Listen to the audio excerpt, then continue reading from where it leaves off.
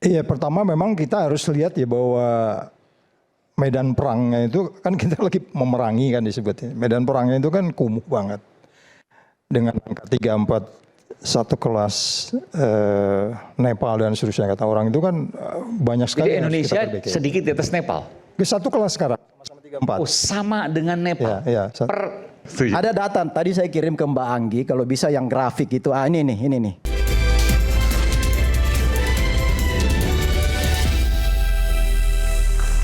Kembali di Rakyat Bersuara, tadi saya berikan kesempatan pada Bung Saud untuk menyampaikan apa yang harus dilakukan. Tidakkah kalau kembali ke sebelumnya akan sewenang-wenang atau justru sekarang yang melemahkan? Iya, pertama memang kita harus lihat ya bahwa medan perangnya itu kan kita lagi memerangi kan disebutnya. Medan perangnya itu kan kumuh banget. Dengan angka 34 satu kelas Nepal dan seterusnya kata orang itu kan banyak sekali. Jadi Indonesia sedikit di atas Nepal. Ke satu kelas sekarang sama 34. Oh, sama dengan Nepal. Ya. Per beberapa pas bulan lalu diumumkan kalau TI kan. Ya, turun sekitar 4 atau 5. Ya, turun 3 poin. Ya. Tapi peringkatnya turun 10 poin kalau nggak salah. Ya, dari 180 sekian negara. Dari 99 ke 109. Dari 99 ke 109, turun peringkat 10. Jadi sebenarnya apa sih yang dinilai? Saya bisa lihatnya nggak? Boleh nanti. Supaya nanti untuk edukasi buat kita semua gitu ya. Ini angka 34 di tengah nih ya. Coba kita lihat angka. Posisi kita di sini ya 34 ya. Iya. Ini 34 ini banyak sekali dinilainya. Oke. Jadi posisi Indonesia sekarang seperti ini. Nah, coba kita lihat. Nah ini ya kita lihat. Saya ini lambat ya. 34 itu kan ada 9 lembaga yang menilai. Iya. Ya. Jadi itu dari kiri kanan aja, dari kanan atas aja ya. World Economic Forum kiri itu ya. Atau ditunjuk aja nggak apa-apa. World Economic Forum itu ngasih kita tadinya 61, paling kiri atas ya World Economic Forum, naik jadi 65. Kita nggak tahu mungkin karena presiden kita rajin berkunjung ke World Economic Forum dapat poin kali ya. Tetapi kalau kita lihat yang lain, coba lihat yang ini. Yang Political Economic Risk Economic Survey atau PERSI. Anda bisa bayangkan dari 38 dia jatuh ke 34. Artinya apa itu? Ya, yang dinilai memang ini. Ini yang dinilai adalah persepsi korupsi di sektor publik, pimpinan politik nasional, pimpinan daerah, persepsi korupsi pada instansi tertentu, kepolisian, pengadilan, bea cukai, pajak, kan kumuh banget itu. Itu jatuh nilainya. Oh iya, itu kan jatuh. 38 jatuh ke 34 tuh di bawah nih. Lu bayangin. Dari semua ini yang paling rendah itu angkanya ini nih. 23 nih. Apa itu? Varietas demokrasi. Dari semua nilai dari 9 ini dirata-ratakan dari 9 lembaga ini yang paling rendah Varietas Demokrasi Project yang baru masuk tahun 2017 mengukur prinsip demokrasi kita. Nah ini kan yang disampaikan Pak Hasto itu kan ada kaitan dengan itu juga sebenarnya. Ya. Jadi satu, yang paling drop ini kurang lebih lah ya. Ini di antara yang drop ini adalah demokrasi kita drop. Nanti saya mau tanyakan apa kaitan demokrasi dan pemberantasan korupsi. Itu satu. Kemudian yang kedua, yang drop juga adalah persepsi korupsi, raportnya merah di anti korupsi, itu pada pimpinan politik nasional dan lokal. PNS pusat dan daerah. Korupsi instansi tertentu, kepolisian, pengadilan, bea cukai, pajak, perizinan, pengawasan, terakhir militer. Kan kita lihat hari ini. Jadi makanya saya bilang tahun depan ini jangan-jangan kita ini bukan lagi 34. Bisa jadi 30 loh. Turun lagi? Yes, ini pertanyaan berat buat Pak Prabowo kalau dia nggak serius nih. Kita serius loh, Pak. Posisi 30? Pernah di bawah 30 juga pernah. Tahun berapa itu? Kan waktu saya masuk ke KPK itu 34. Kita pompa sampai lah 40. Iya. Tapi ketika kemudian 40 itu kan KPK jadi abuse dianggapnya. 30 atau di bawah 30 tahun berapa masih ingat Bung Saud? Dari 40 waktu itu paling topnya. Enggak, Indonesia paling tinggi yang paling 40. Betul, itu 40 zaman Anda lah ya. Iya. Waktu 30 itu tahun berapa? 40. 30 itu Mas Ferry 4 tahun 2014. 2014-an lah gitu. Itu 2005 ke bawah, 2005, 4, 2003, 2000. Jadi makanya saya bilang di bawah 30 semua tuh. Kalau mau kita hari ini bicara Jokowi. Nah kita bicara sejak Jokowi aja lebih enak tuh. Ya kan? Iya dong. Apa yang terjadi gitu. Iya nggak? Coba ini bisa gue geser nggak nih? Nanti gue bayangin ya. Nanti di bawah ini akan ada saya jelaskan dari bawah nih. Dari bawah ini nanti, dari bawah ini sampai kemarin, mulai dari tahun 2000 nanti di depan gini. Jadi waktu Jokowi ingin mau jadi presiden oleh pimpinan KPK, dia dikasih 8 agenda, itu yang paling kiri itu. Oke, saya boleh baca itu ya? Ya. Pertama, reformasi ditandatangani oleh Prabowo juga waktu itu, dia tanda tangan ada buku putih waktu itu. 2014 itu ya? 2014. Reformasi birokrasi dan perbaikan. Jokowi berjanji 8 ini akan dia jalankan. Memang dia jalankan nih. Reformasi birokrasi, infrastruktur, pendidikan dan seterusnya gitu ya. Tapi kalau kita lihat kaitannya dengan KPK bagaimana sebenarnya? Kalau kita lihat KPK bekerja waktu itu ya, diukur benar-benar oleh Transparansi Internasional. Makanya kan ada itu inisiatif penguatan lembaga anti korupsi pemberantasan korupsi 2015-2019. Itu yang dinilai 2015-2019. Yang which is saya berada di sana. Nilainya rata-rata ini dari yang dinilai itu di belah kanan nih. Independensinya, tadi kan Rasman cerita independensinya, sumber daya manusianya, tadi Rasman cerita sumber daya manusianya, akuntabilitasnya tadi juga. Terus kemudian bagaimana deteksi penyelidikannya, penuntutan dan seterusnya. Itu angkanya ketika itu adalah 68 sampai 85. Ini dinilai oleh, ini yang nilai bukan saya loh. Ini Transparansi Internasional yang menilai. Transparansi Internasional menilai KPK ketika itu 67 itu adalah sisi keuangan tuh. 67 memang dia uangnya kecil. Jadi ya kurang dari 1 T kan uangnya KPK itu untuk ngejar-ngejar case itu ya. Nah 0,0004% APBN. Lu bayangin. Beda banget kalau kita bicara umpamanya KPK-nya Hong Kong gitu. 0,0004% dari APBN suruh ngejarin ngawasin uang yang 1 triliun cuma ya. Yes. Dibandingkan institusi kan ratusan triliun itu. Ya, jadi kita dapat nilainya itu 85 ini yang di tengah ini. 6 dimensi, 50 indikator, kita dapatnya 85. Oke. 85 itu KPK tuh nggak sejelek-jelek amat gitu ya. Jadi makanya kalau kita slide berikutnya, saya mau masuk ke slide berikutnya. Nah, ini yang menarik adalah, ya kan? Ini saya gambar nih mulai dari bagaimana kita paling ujung kiri kanan itu, ketika KPK itu menjadi contoh tahun 2000 ini ya. Nah, di kanan tuh lambat ya. Ditunjuk aja nggak apa, Bung Saud? Itu ada Bung Novel. Ada delay ya. Atau ditunjuk aja sebelah mana? Nah ini kita gini di sini kita tahun 2012. Pak Jokowi masuk gorong-gorong nih. Ya, ya tahun 2012. Nah, saya harus tanyakan nih, kenapa ada foto ini maksudnya? Ini nilai KPK nih. Maksudnya?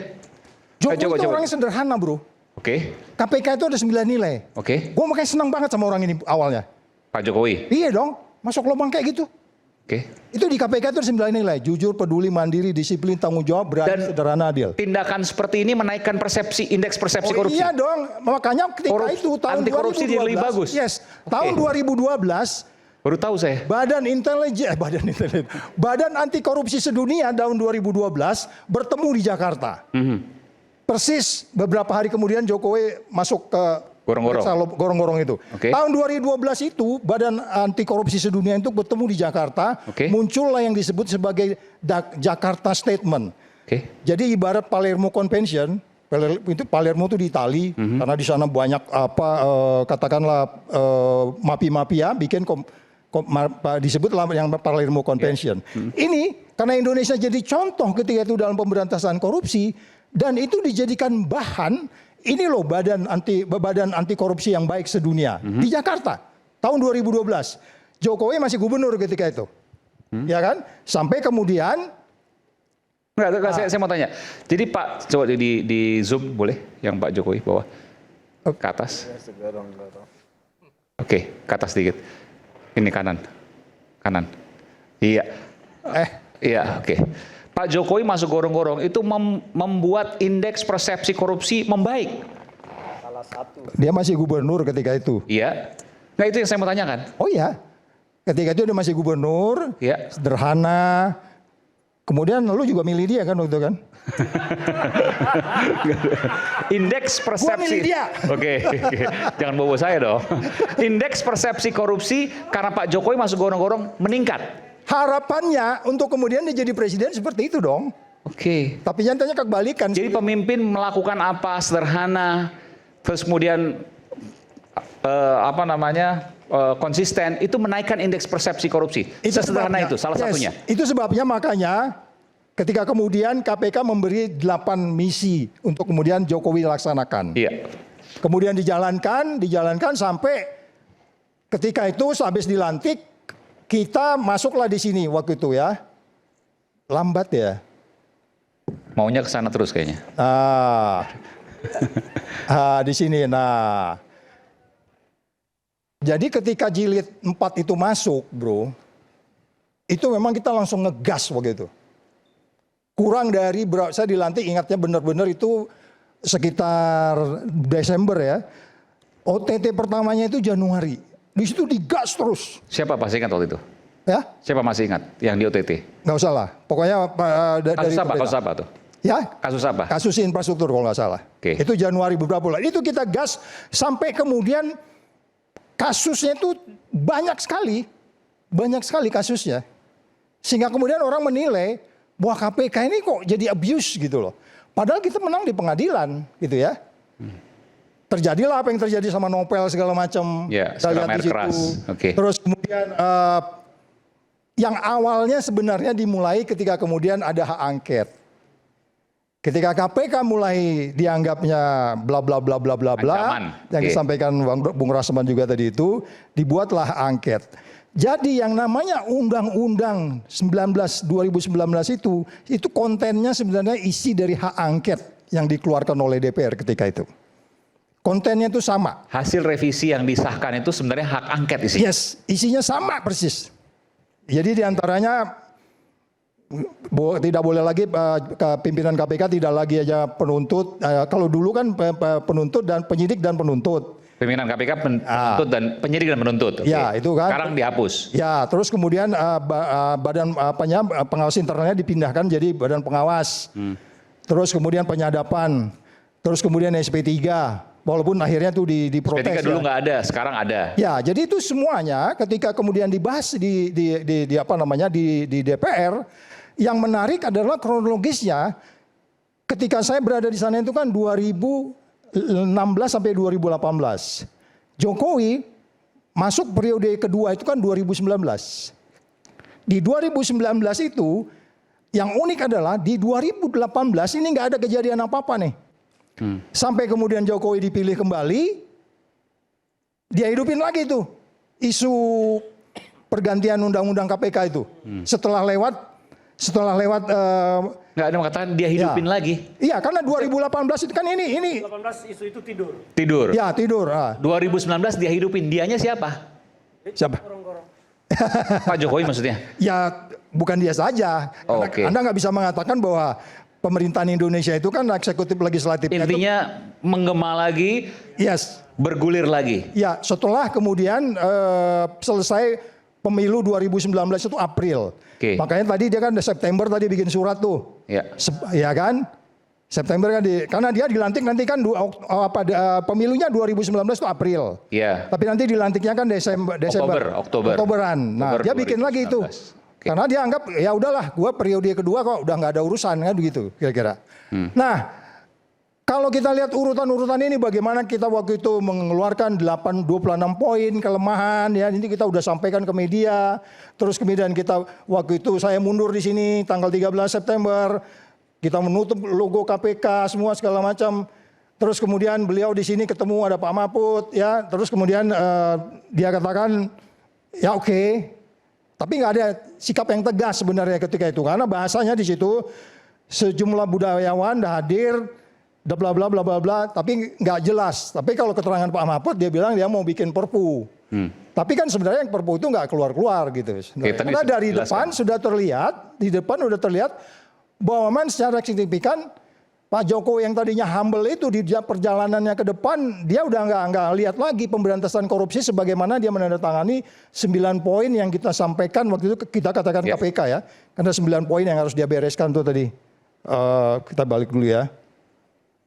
Nah itu 8 agenda itu yang sebelah kiri itu. Oke, semuanya dilakukan. Ya itu dijalankan ya. Infrastruktur, pendidikan, perbaikan kelembagaan. Tapi kan partai politik nggak baik.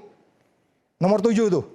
perbaikan kelembagaan partai politik. Enggak. Oke. Itu kocar-kacir kita Kan tahu. kalau nilai 8 hanya salah satu gitu kan, nilainya masih ya berapa itu? 7/8. Yang lain kan Berapa belakangan jadi ngaco semua kan, sumber daya alam ngaco, ketahanan kedaulatan pangan ngaco, perbaikan infrastruktur ngaco, reformasi birokrasi juga ngaco kan gitu kan, belakangan bermasalah. 7/8 kali 100% berapa itu? Gitu ya. Hitung nanti. Jadi sekali lagi saya hanya mengatakan bahwa kalau kita nanti mau detail dari kiri ke ini sampai terus kemari, memang kelihatan kalau Pak Jokowi sebagaimana dia tadi masuk ke gorong-gorong itu di kepalanya masih ada dengan kesederhanaan dan seterusnya, saya pikir ini persoalan selesai. Makanya beberapa orang bilang dia sangat diwarnai oleh orang-orang di sekitarnya. Makanya saya katakan kita lebih bagus sebenarnya kalau memang mau tidak bicara ini, tapi kita bicara di sini aja. Kita mau apa ke depan? Oke. Karena ini kita 34 loh. 3 tahun depan bisa 32 loh kita. Anda yakin turun? Bisa 30 loh. Anda yakin turun? Oh iya, karena ini kan bermasalah semua. Anda lihat ini sekarang. Pimpinan nasional kita diributin terus sampai hari ini. Oke. Pimpinan daerah kena OTT terus. Oke. Jadi ini mesti diberesin gitu loh. Institusi. Terus kemudian ini juga ini turun nih. Bayangin ini. IMD World Competitiveness Yearbook. Dari 45 jatuh ke 26 loh bro. Gede banget. Ini menunjukkan bahwa lu punya negara tuh, negara niat berkompetisinya tuh lemah. Ini yang diukur tuh kan eksistensi suap dan korupsi di sistem politik masih di bawah lagi kaitannya. Oke, tadi saya belum pada jawabannya. Apa kaitannya pemberantasan korupsi dengan demokrasi? Oh iya dong. Ini biasanya orang yang nanya gini udah tahu jawabannya sebenarnya. Silakan. Ya kan kita tahu kemarin, coba bayangin. Tim sukses kan terlibat kemarin di 2 wilayah OTT kemarin itu kan. Tim sukses yang bermain di situ. Jadi, politiknya tinggi banget. Jadi yang di bawah tadi itu. Jadi intinya semakin rendah pemberantasan korupsi, semakin buruk pemberantasan korupsi, maka semakin hancur demokrasi. Oh itu udah pasti. By definition karena transaksionalnya di situ semua. Oke. Semuanya bisa dibeli kan. Dan negara ujungnya akan hancur. Lu bilang kan soal dalam kaitan ijazah kemarin segala macam itu KPU-nya aja sampai bisa menutup orang, lu nggak boleh dapat surat ini gitu. Belakangan dia batalin surat. Dan akan banyak kriminalisasi dan seterusnya. Iya, jadi maksud saya adalah ini serius angka ini dan semua orang ini bisa melihat terlebih di politik. Oke, politik ini sangat rendah. Kita harus varietas demokrasi ini sangat rendah. Kita harus bener ini supaya kemudian kita bisa naik. Karena orang ini ngamatin Indonesia terus. Saya makanya agak aneh, World Economic Forum kok dari 65 aja naik, dari 61 naik ke 65 yang kanan itu bisa naik ke 65, saya nggak ngerti di mana dia bisa. Bung Aiman. Oke, kita berikan Mas Mahan. Silakan. Ada data saya untuk melengkapi apa yang diuraikan. Anda setuju dengan sampaikan di sini? Setuju. Termasuk Bahkan Pak Jokowi tadi digorong-gorong menaikkan indeks persepsi korupsi? Salah satu poin. Oke, setuju. Ada data tadi saya kirim ke Mbak Anggi, kalau bisa yang grafik itu. Ini nih, supaya kita tahu ya. Anda lihat grafik tertinggi itu tahun berapa di situ? Kecil banget ini. Nilainya 40 tahun 2019. 19 ya. Nah, 2019. Saya mau bilang di zamannya Bung Saud. Ya, zamannya Bung Naik Saud. terus grafiknya. Jadi semua gini, nilai terendah Saud kita. dan kawan-kawan. Ini indeks persepsi korupsi dari Transparansi Indonesia. Oke, enggak. Sebentar. Jadi rakyat bersuara cocok pas benar mengundang Bung Saud Sitomorang karena di zamannya ini grafiknya naik terus. Ya, saya boleh berdiri. Indeks persepsi korupsi. Jadi raportnya baik. Bung Aiman, jadi supaya kita datanya juga lengkap melengkapi Bang Saud tadi. 2000 tertinggi itu 2019 Bahkan 40. puncaknya nggak pernah sebelumnya itu. 40 indeks kita. Di zaman Orde Baru Soeharto itu terendah itu di angka 17 karena indeks waktu itu baru 1 sampai 10 tertinggi ya. Di tahun 2012 indeks itu sudah pakai angka 1 sampai 100 ya. Nah, tahun 97 98, 99 itu terendah di angka 17 atau 1,7. Tertinggi itu di zaman Pak Jokowi. Mulai dari 2015 ya. Ini 2019, 18, 17, 16, 15 itu naik terus. Iya. Jadi itulah rekor Sebentar. indeks korupsi kita tertinggi di zaman Ini Pak sebuah Jokowi. fakta, tapi Bung Ferdinand tadi sempat tertawa. Tapi ini fakta loh Bung Ferdinand. Ya, ini Jadi betul. indeks Ini bukan persepsi buat-buatan korupsi loh. yang raport naik di zaman Pak Transparansi Jokowi. Internasional punya Seolah data. bahwa itu adalah kinerjanya Jokowi kalau yang baik-baik. Ya, enggak, kan? gini. Itu aja. Saya mau menjelaskan Kalau yang jelek-jeleknya bahwa- mereka enggak mau itu Jokowi. Oke. Yang baiknya diklaim Jokowi. Wes. Bukan klaim Jokowi, tetapi di pemerintahan Jokowi kalau dikatakan Jokowi memperlemah KPK itu salah besar karena kita bicara data. Satu ya.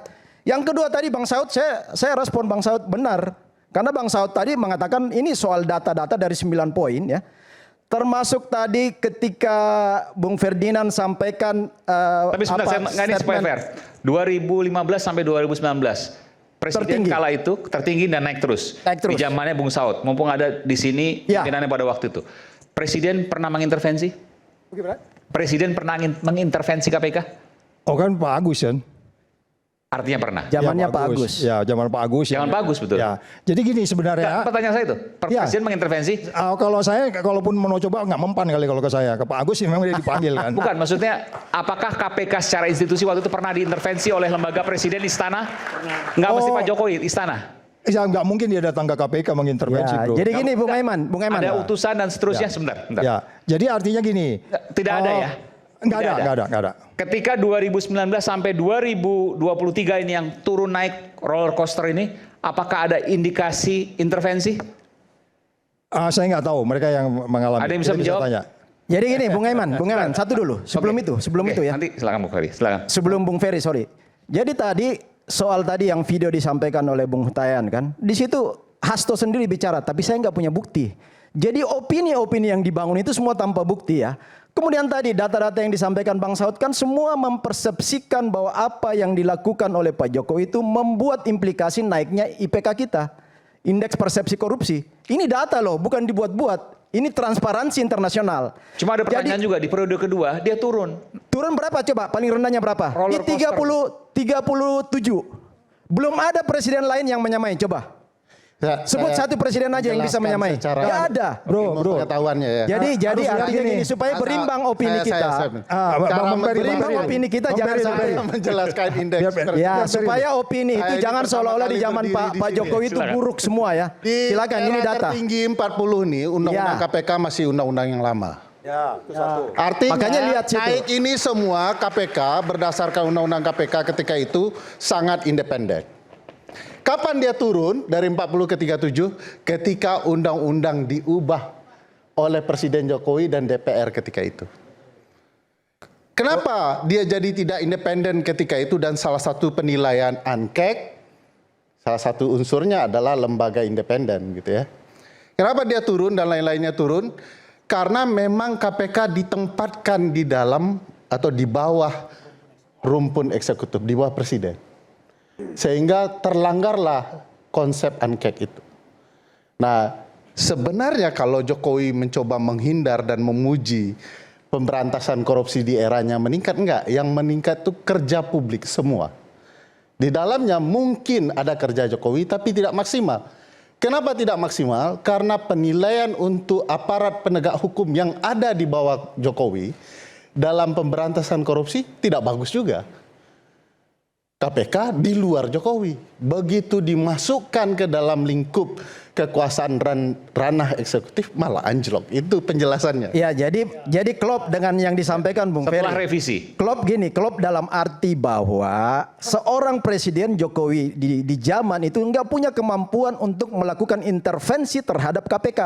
Jadi jangan bangun opini seolah-olah Jokowi mengintervensi KPK. Coba mantan ketua partai, mantan sekjen partai berapa yang dijobloskan ke dalam tahanan ketika zaman Pak Jokowi yang notabene adalah kabinet beliau.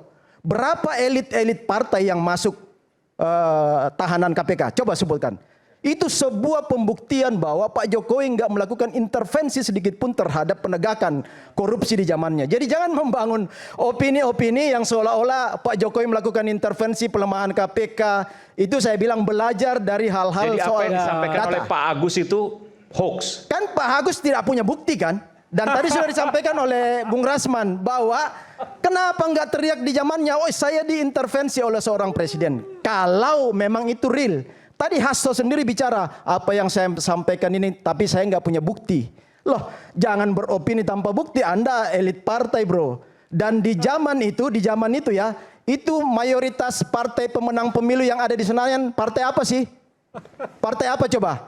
Jadi jangan seolah-olah, benar kata Bung Rasman tadi, bahwa jangan seolah-olah ini kesalahan Pak Jokowi. Nah, saya bilang kalau malam ini mau kita membangun kecerdasan bagi bangsa ini, kita diskusi untuk bagaimana apa sih sisi-sisi kelemahan Undang-Undang KPK lalu kita perbaiki ke depan. Saya lebih tertarik bicara itu, jangan salah menyalahkan. Saya sepakat dengan kalimat beliau mencerdaskan bangsa.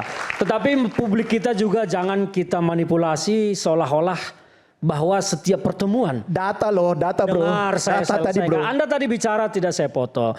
Jangan seolah-olah ketika presiden melakukan intervensi, contohnya bertemu dengan Hasto tentang undang-undang KPK terus meninggalkan bukti. Pak Hasto ini ya $3 juta buktinya.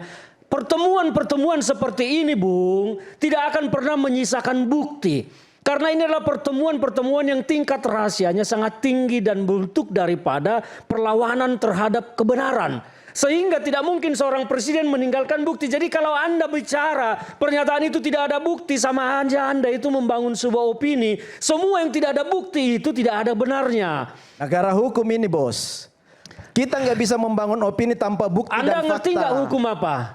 Loh, kalau Anda tadi Hasto sendiri Di bicara kan ketidakpastian hukum itu bahwa saya ada nggak punya keadilan. bukti. Enggak, jangan bicara hukum Nah, kalau itu. Anda tidak paham hukum itu apa. Loh, kita sama-sama paham Kalau hukum bicara lah. tentang negara hukum, Anda sudah Republik bicara ini dibangun negara di hukum. atas Anda landasan ngerti hukum. tidak konsep negara hukum kita Ya seperti kita apa ngerti sekarang? semua. Coba jelaskan ke saya. Sekarang coba. saya mau jelaskan kepada Anda. Silakan. Setelah hukum Tapi kalau ini salah berubah. saya bantah ya, kalau Dengar, salah. apa yang Anda Monggo. sampaikan tadi.